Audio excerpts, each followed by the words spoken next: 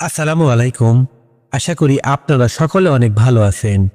আজকে প্রায় 10 বছর আগেকার একটি ঘটনা নিয়ে এসেছি আপনাদের সামনে, জিন এবং একটি পরিবারের ঘটনাটা নিয়ে।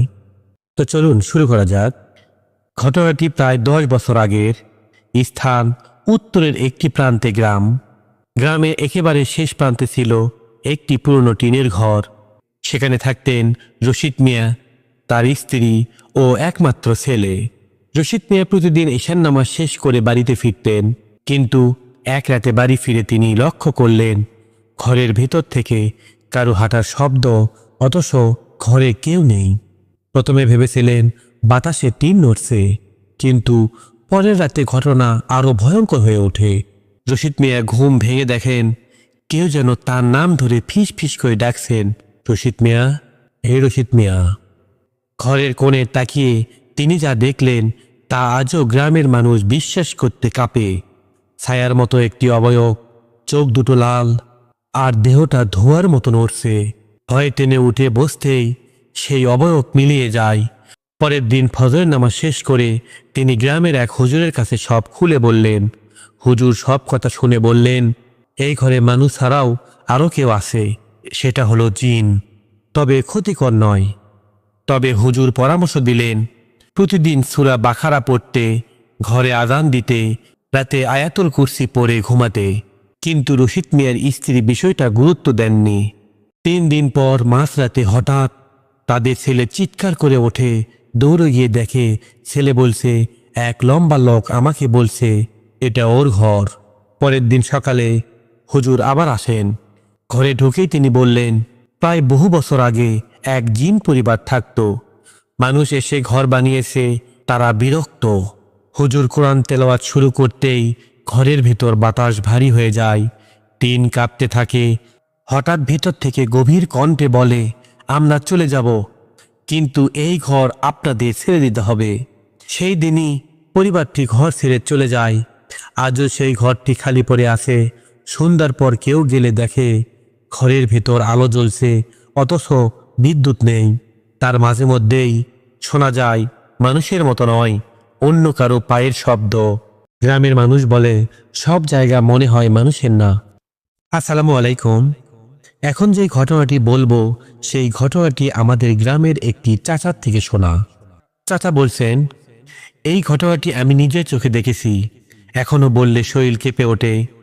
ঘটনাস্থল একটি নদীর পাশে গ্রাম, আশেপাশে কবরস্থান, বিশাল তাল গাছ আর পরিত্যক্ত একটি স্কুল ভবন। সন্ধ্যার পর কেউ ওই রাস্তা দিয়ে হাঁটতে চায় না। আমি তখন স্কুলের নাইট গার্ড হিসেবে কাজ করি। প্রথম কয়েকদিন সব ঠিক ছিল, কিন্তু এক রাতে ঠিক রাত 3টার সময় হঠাৎ স্কুলে মেন দরজায় 3বার ধাক্কা শব্দ হয়, ঠক ঠক ঠক। আমি ভেবেছিলাম কেউ মজা করছে। দরজা খুলে বাইরে তাকিয়ে দেখি কেউ নেই, চারপাশ অন্ধকার, কুয়াশায় ভরা। পরের রাতে আবারও একই ঘটনা, কিন্তু এবার দরজার ফাঁক দিয়ে একটি কণ্ঠ ভেসে আসে, দরজা খোলো। ভেতরে খুব ঠান্ডা। কণ্ঠটা মানুষের, কিন্তু একেবারেই প্রাণহীন। ভয়ে আমি আয়াতুল কুরসি পড়তে শুরু করলাম। সঙ্গে সঙ্গে দরজার ও পাশে কেউ যেন রেগে গেলেন, দেওয়ালে নখ দিয়ে আছর দিতে শুরু করলেন, কিন্তু আমি ভয়ে দরজা খুললাম না। তৃতীয় রাতের ঘটনা আরো ভয়ঙ্কর আকারে আকার নিল। প্রায় 3টা বাজতেই স্কুলের সব দরজা একেবারে বন্ধ হয়ে গেল, বিদ্যুৎ চলে গেল। অন্ধকারে আমি দেখলাম হল রুমে মাঝখানে একজন মানুষ দাঁড়িয়ে আছে, কিন্তু তার পা মাটিতে লাগছে না।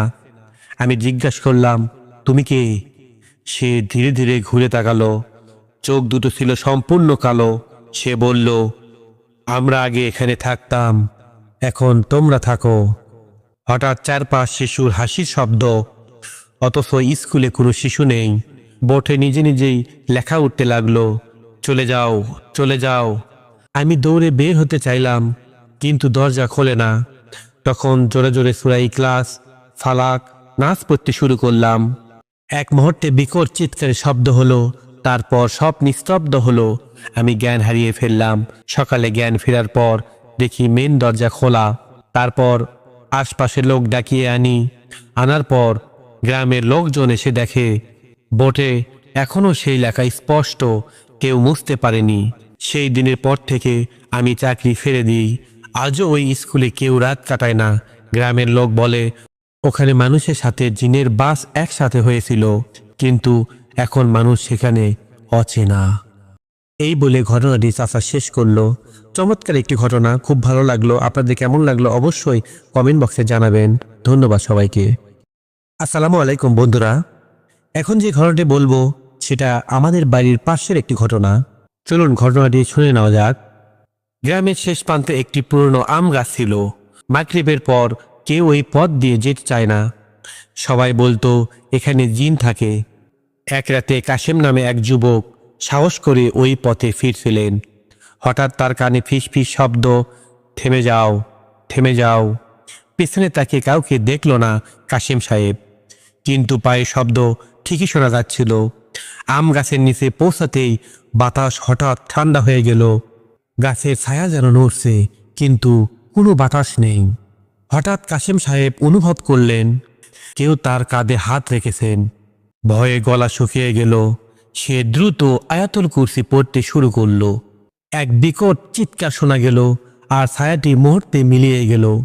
পরের দিন সকালে গ্রামবাসী দেখল আম গাছের নিচে পোড়া দাগ। তারপর থেকে কেউ আর ওই পথে হাঁটার সাহস পায় না। এখনও ওই রাস্তা বন্ধ। আজও মাগরিবের পর সেখান দিয়ে কেউ গেলে ফিস ফিস শব্দ শোনা যায়। ছোট্ট একটি ঘটনা। ঘটনাটি বেশ মজার, সুন্দর। আপনাদের কেমন লাগলো অবশ্যই আমাদের জানাবেন।